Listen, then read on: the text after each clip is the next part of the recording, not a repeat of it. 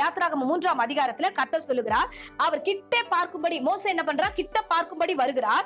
வரும்போது முச்செடி நடுவில் தேவன் அவனை நோக்கி மோசே மோசே என்று ஒரு குரலை கொடுத்து அவரை அழைக்கிறார். கூப்பிட்டதுமே அவர் அப்படியே ஸ்டன் ஆகி நிக்கிறார். நின்னதுமே அடுத்த வார்த்தை சொல்லுகிறது, கிட்ட வந்து சேராயாக, உன் காலில் இருக்கிற பாதரட்சைகளை கழற்றி போடு, நீ நிற்கிற இடம் பரிசுத்தமான பூமி என்று அவர் சொல்லுகிறார். அல்லேலூயா. அப்போ ஒரு அற்புத காட்சி அவன் கண்ட உடனே அவன் கிட்ட வரான். கிட்ட வந்ததுமே கர்த்தர் ஒரே ஒரு வார்த்தை மட்டும் தான் சொல்றாரு. என்ன வார்த்தைனா, நீ கிட்ட வர இடம் நீ பரிசுத்தமான பூமியா இருக்குது, உன் கால்ல இருக்கிற பாதரட்சை கழட்டிட்டு அடுத்து இந்த அற்புதத்தை பார்க்கவா அப்படின்னு காட் கொடுக்கிறார். அருமையான வாலிப பிள்ளைகளை, இன்றைக்கு இந்த பிரசங்கத்துல ஆண்டவர் உங்களோடு கூட பேசுற வார்த்தை, உங்களை நெருக்குகிற பாவத்தை விட்டுட்டு வாங்க. எபிரேயர் 12ஆம் அதிகாரம் முதல் வசனத்துல சொல்லுகிறது, உங்களை நெருக்குகிற, உங்களை கிட்ட சேருகிற பாவம்.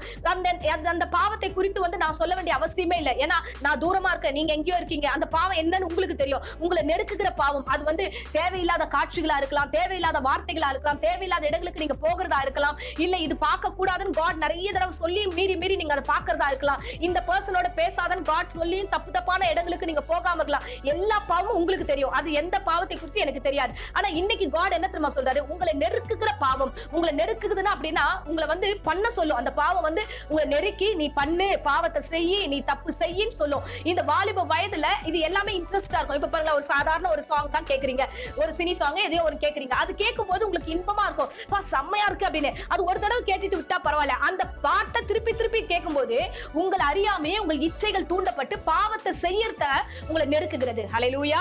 சோ இந்த நெருக்குதல் என்றதுன்னா உங்களுக்கு புரியறதுக்காக இந்த வார்த்தைகளை சொல்லுகிறேன். நீங்க ஒரு விஷயத்தை பார்க்க அதை செய்யணும் தோணி நெருக்கி உங்கள் பாவத்துல தள்ளுது.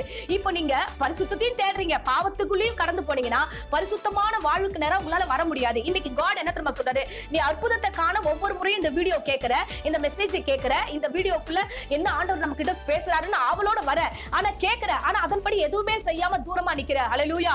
கேட்கிற வசனத்தின்படி உன்னை நீ அர்ப்பணிக்கிற பிள்ளைகளாய் நீங்கள் காணப்பட வேண்டும். ஆமென். ஹல்லேலூயா. வசனத்துல சங்கீதம் 32ல 9ஆம் வசனம் சொல்லுகிறது, இவைகள் எல்லாம் கட்டப்பட்டு அவ கர்த்தர் கிட்ட வரும், வந்தாதான் அது ஆசீர்வாதத்தை பெறும். நம்ம என்ன பண்ணுகிறோம்னா, கட்டப்படவே மாட்டேன்றோம். நம்ம வந்து அந்த பாவத்தை விட்டு இதுல இருந்து வெளியில வரணும் நம்ம நினைக்கவே மாட்டேன்றோம். அது ஒரு பக்கம் இருக்கட்டும், காட் என்னோட லைஃப்ல ஒரு அற்புதம் செய்யும். நீங்க எந்த காரணத்தை கொண்டு ஆண்டவர் மேஜிக் செய்யறவர் கிடையாது. நீ வந்தீனா உனக்கு அப்படியே மேஜிக்லாம் செய்வன் இல்ல. நீங்கள் உங்களை பரிசுத்தமாக்கி கொண்டாதான், நீங்க பாவத்தை விட்டு வெளியில வந்தாதான் ஆண்டவர் உங்களை ஆசீர்வாதத்துக்குள்ள கடந்து போகணும். மோசையை பார்த்து திட்டமா சொல்லிட்டாரு, மகனே நீ அற்புத காட்சி பார்க்க வந்துட்ட, உன் லைஃப்ல நான் உனக்கு ஒரு பெரிய லீடரா உன்னை மாத்த போறேன், உனக்கு இந்த அற்புதம் ரெடியா காத்திருக்குது. சாதாரண செடியை பார்க்க வரல, ஒரு அற்புதமா எரிந்து கொண்டிருக்கிற தேவன் காண்பித்த தரிசனத்தை பார்க்கிறாரு. அப்பேற்பட்ட தரிசனம் உங்களுக்கு வேண்டும் என்றால் உங்களை நெருக்குகிற பாவத்தை கழற்றி போடுங்க. ஆமென்.